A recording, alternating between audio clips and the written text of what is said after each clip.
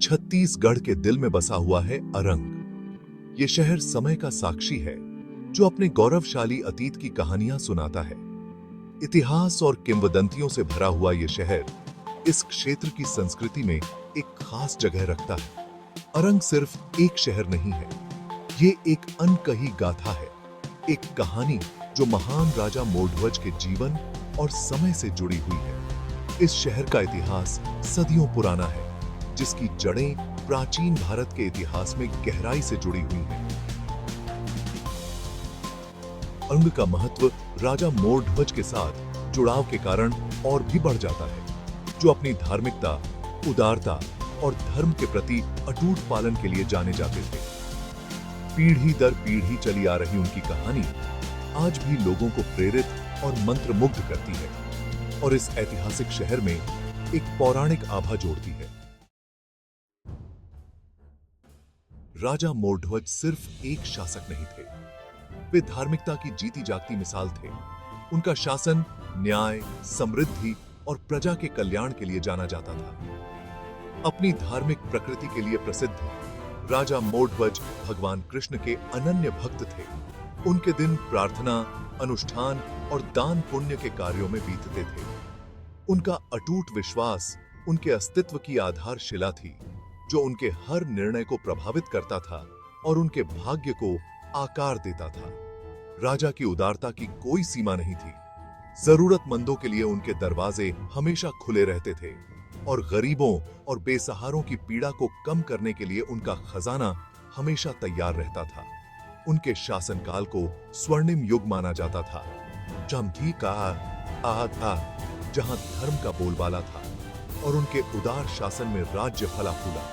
मोरध्वज का जीवन उनके विश्वासों का प्रतीक था, जो उनके अटूट विश्वास और धार्मिक आचरण के प्रति प्रतिबद्धता का प्रमाण था। हालांकि लगता था कि भाग्य को कुछ और ही मंजूर था। भगवान कृष्ण अपने भक्त की भक्ति की सीमाओं का परीक्षण करने के लिए उत्सुक थे और उन्होंने मोरध्वज को अंतिम परीक्षा में डालने का फैसला किया। अर्जुन के साथ ब्राह्मणों के वेश में वे राजा के पास पहुंचे और उनसे एक असंभव प्रतीत होने वाले कार्य के लिए सहायता मांगी। ब्राह्मणों ने राजा से उनके अपने पुत्र राजकुमार तम्रध्वज का सिर देने का अनुरोध किया, क्योंकि यही उनके पवित्र व्रत को पूरा करने का एकमात्र साधन था।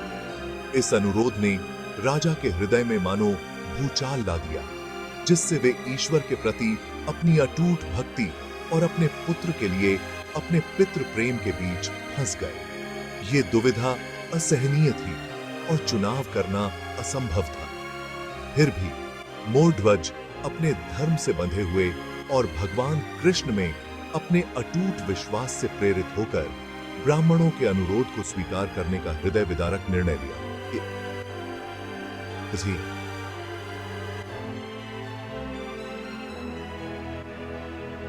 भाग 4, सर्वोच्च बलिदान। राजकुमार तम्रध्वज अपने पिता की महान आत्मा का सच्चा प्रतिबिंब, अपने पिता के धर्म के महत्व और स्थिति की गंभीरता को समझते हुए स्वेच्छा से बलिदान के लिए तैयार हो गए। इस तरह के भाग्य का सामना करने पर राजकुमार की निस्वार्थता और साहस ने सभी को चकित कर दिया और आने वाले बलिदान की त्रासदी को और गहरा कर दिया। जैसे ही तम्रध्वज ने अंतिम सांस ली, पूरे राज्य में सन्नाटा छा गया और वातावरण शोक और अविश्वास से भर गया।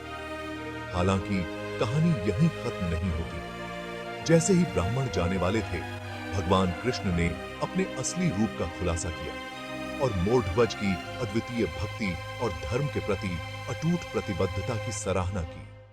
राजा के बलिदान और उनके बेटे की निस्वार्थता से प्रसन्न होकर भगवान कृष्ण ने राजकुमार तम्रध्वज को जीवन दान दिया और राज्य पर अपना दिव्य आशीर्वाद बरसाया। भाग 5, अरंग, एक सांस्कृतिक और ऐतिहासिक ताना बाना। राजा मोरध्वज और राजकुमार तम्रध्वज की कथा केवल अतीत की एक कहानी नहीं है, यह अरंग की पहचान के ताने बाने में बुनी गई है। यह शहर बलिदान, कर्तव्य और अटूट विश्वास के मूल्यों का प्रमाण है। अनगिनत मंदिर और तीर्थ स्थल परिदृश्य को सुशोभित करते हैं। प्रत्येक शहर के गौरवशाली अतीत और महाकाव्य गाथा के साथ इसके अटूट संबंध की कहानियों को सोगाशता है। सदियों से अरंग विकसित हुआ है, आधुनिकता को अपनाते हुए अपनी समृद्ध सांस्कृतिक विरासत को संरक्षित किया है। यह शहर परंपरा और प्रगति का संगम है, जहां प्राचीन मंदिर आधुनिक बुनियादी ढांचे के साथ सामंजस्य बिठाते हैं। त्योहारों को बहुत उत्साह और जोश के साथ मनाया जाता है। सदियों पुरानी परंपराओं को जीवित रखा जाता है और उन्हें आने वाली पीढ़ियों तक पहुंचाया जाता है।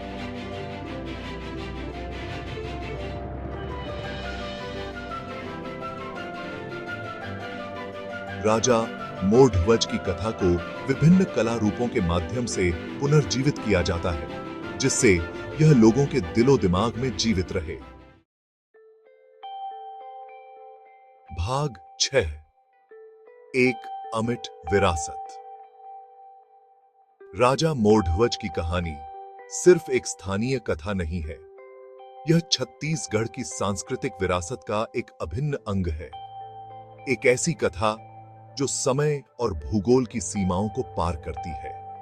धर्म, बलिदान और अटूट विश्वास पर जोर देने वाली यह कहानी आज भी लोगों को प्रेरित करती है और जीवन के बहुमूल्य सबक प्रदान करती है, जो आज भी प्रासंगिक हैं। यह धार्मिकता, कर्तव्य और निस्वार्थता की अटूट भावना के महत्व की एक शक्तिशाली याद दिलाता है। राजा मोरध्वज और उनके पुत्र राजकुमार तम्रध्वज की कहानी सिर्फ एक कहानी से कहीं बढ़कर है। यह आशा की किरण है, विश्वास की शक्ति का प्रमाण है और बुराई पर अच्छाई की जीत की एक कालातीत याद दिलाता है। यह कहानी आने वाली पीढ़ियों को प्रेरित करती रहेगी, यह सुनिश्चित करते हुए कि राजा मोरध्वज की विरासत न केवल इतिहास के पन्नों में, बल्कि छत्तीसगढ़ के लोगों के दिलो दिमाग में भी जीवित रहे।